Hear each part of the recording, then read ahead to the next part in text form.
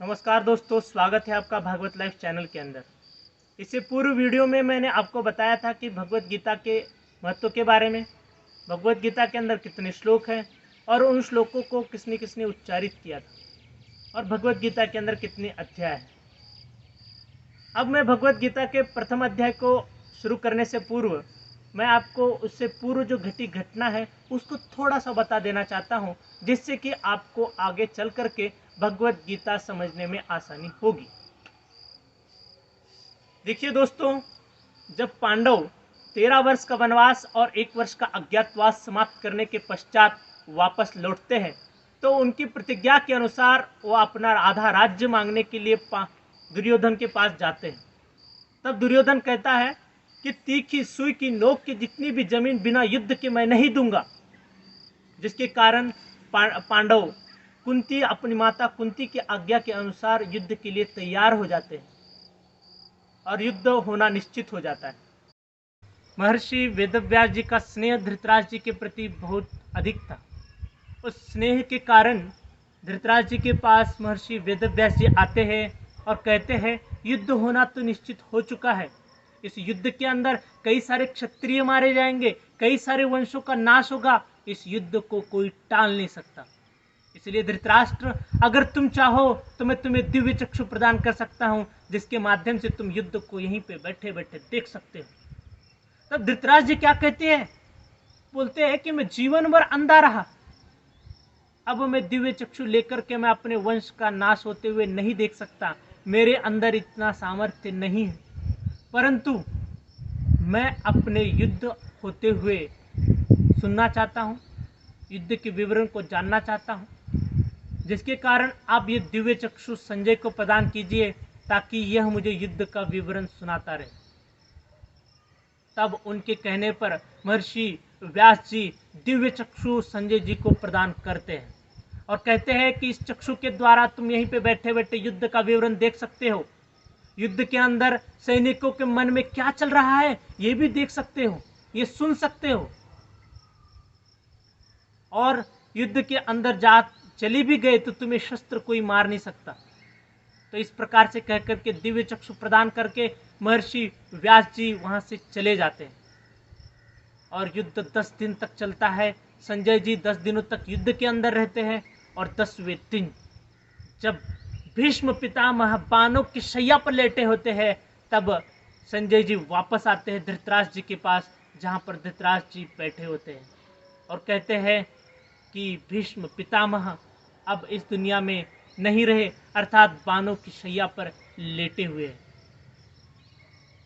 तब धृतराष्ट्र जी को बहुत दुख होता है और दुखी मन से वो कहते हैं कि मुझे अब युद्ध का विवरण सुनना है। देखिए दोस्तों, यहाँ पे सोचने योग्य बात है। गीता का उपदेश कब हुआ था, ये अब यहाँ पे बहुत ही महत्वपूर्ण बात है। देखिए, युद्ध 10 दिनों तक चला। जब भीष्म पितामह मरने के पश्चात जब धृतराष्ट्र जी को ये पता चलता है कि ये भीष्म पितामह बाणों की शैया पर लेटे हुए हैं, तब खरी गीता शुरू होती है। गीता का प्रथम श्लोक धृतराष्ट्र जी उच्चारित करते हैं, कहते हैं कि धर्म क्षेत्रे कुरुक्षेत्रे समवेतायुयुत्सवा मामकाः पांडवाश्चैव किं कुरुवत संजयः। इसका अर्थ देखिए, हे संजय, धर्म क्षेत्र और कुरुक्षेत्र के अंदर युद्ध की इच्छा से इकट्ठे हुए मेरे और पांडवों के जो पुत्र हैं वो क्या कर रहे हैं। देखिए, धर्म क्षेत्र और कुरुक्षेत्र क्यों कहा गया? कुरु का जो वंश का जो राजा थे वो कुरुक्षेत्र के अंदर उन्होंने यज्ञ और तपस्या के कारण इसको धर्म क्षेत्र भी कहा जाता है। यज्ञ आदि करने के कारण यहाँ पे बहुत पवित्र स्थान निर्माण हो गया था, जिसके कारण इसे धर्म क्षेत्र भी कहा जाता है। और इस श्लोक के अंदर मामकाः और पांडवा 2 शब्दों का प्रयोग किया गया है। मामकाः शब्द से दुर्योधन और उनके जो 100 भाई है उनका और उनकी सेना का बोध हो जाता है और पांडवों की भी सेना का बोध हो जाता है, क्योंकि वो भी कुरुवंश के थे और ये भी कुरुवंश के थे। परंतु यहाँ पे पांडवा अलग शब्द से प्रयोग किया गया है। यहाँ पे बहुत देखने योग्य बात है।